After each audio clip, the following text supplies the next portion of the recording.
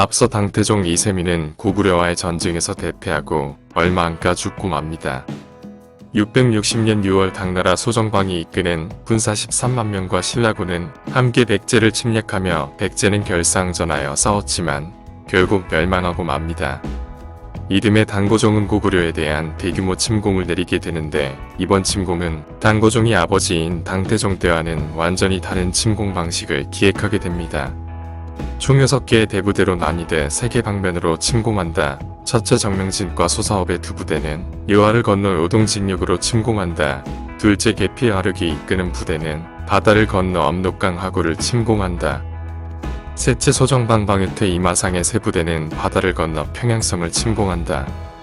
마침내 소정방 방유태 이마상이 이끄는 수십만의 대부대가 갑자기 바다로부터 나타나자 크게 당황한 고구려 군사들은 결사항전하였지만 결국 패하게 되고 평양성까지 후퇴하게 됩니다. 다음으로는 계피 화력이 이끄는 부대가 얼어붙은 압록강을 쉽게 건너므로써 압록강을 방어하던 연개소문의 아들 연남생이 이끄는 부대를 크게 무찔러 3만여 명을 죽이게 됩니다. 전혀 예상하지 못한 바다로부터의 당의 상륙작전은 요동지역의 고려의 주력 부대와 평양성을 끊어 놓음으로써 평양성은 절체절명의 위기에 빠지게 됩니다. 하지만 갑자기 전쟁 상황이 뒤바뀌게 되는데요. 당나라 내부에서 대규모 봉기가 일어나고 말았습니다. 수도 장안까지 위험에 처하게 되자 당나라는 서둘러 고구려에 침공한 당나라군을 철수시키기 시작합니다. 계피 화력이 이끄는 부대도 해군하게 되었는데 이로 인하여 요동의 고구려군이 평양으로 진출할 수 있게 되었으며 소정방 이마상 방유태의 대부대는 오히려 고립되는 결과를 초래하게 됩니다. 662년 드디어 평양성에 모인 고구려군은 대반격에 나서게 되고 이마상 방유태의 부대를 완전 몰살시켜버립니다. 고구려의 엄청난 추위와 보급이 끊겨 고립되어 있던 소정방의 부대는 겨우 신라의 김유신으로부터 보급을 받게 되고 그 즉시로 바다를 건너 도망가게 됩니다. 이로써 당나라군은 내부의 반란으로 철수를 시작하게 되었으며 철수 도중 고구려군의 강력한 저항으로 엄청난 손실을 입었으며 2차 침공도 결국 실패로 돌아가게 됩니다. 고구려는 비록 당나라군을 몰아내고 승리하였지만 당나라가 육지와 바다로 동시 침공하자 방어상의 허점이 드러났으며도 또한 평양성이 몇 달간 포위당하고 주 전장터가 1차 전쟁 때 요동지역에 국한되어 있던 데만 그치지 않고 압록강 이남 지역인 고구려 후방까지 침공받음으로써 고구려 전 지역이 막대한 피해를 입게 되었습니다. 이는 전쟁 후 복구가 엄청 힘들어지게 만들었으며 또한 백제의 멸망은 요동 쪽 당군과 남쪽으로부터의 당군과 신라군의 양쪽으로의 공격 위험에 항상 노출됨을 의미하게 되었습니다.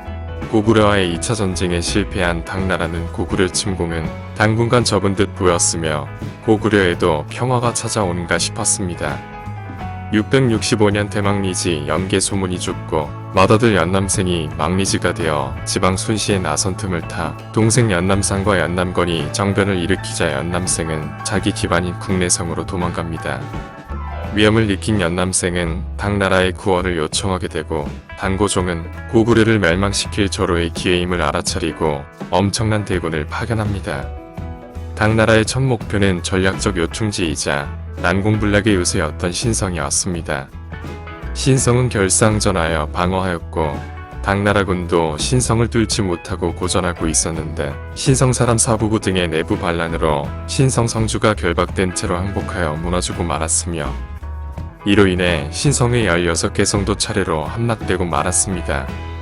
신성을 탈환하기 위해 고구려는 20만에 달하는 대군을 출병시켰지만 당나라 장수 서림귀의 활약으로 대패하여 무너지고 말았으며 이어서 부여성과 주위 40여 개 성도 전부 함락되고 말았습니다. 평양성을 방어하는 최종 보루인 압록강 방어선을 지키기 위해 고구려군은 다시 압록강의 진지를 구축했으나 압록강 중류 지역의 과거 연남생의 세력권이었던 곳의 이탈 등으로 역시 방어에는 한계가 있었으며 당고종의 축가로 되는 파병으로 결국 압록강 방어선도 무너지고 말게 됩니다.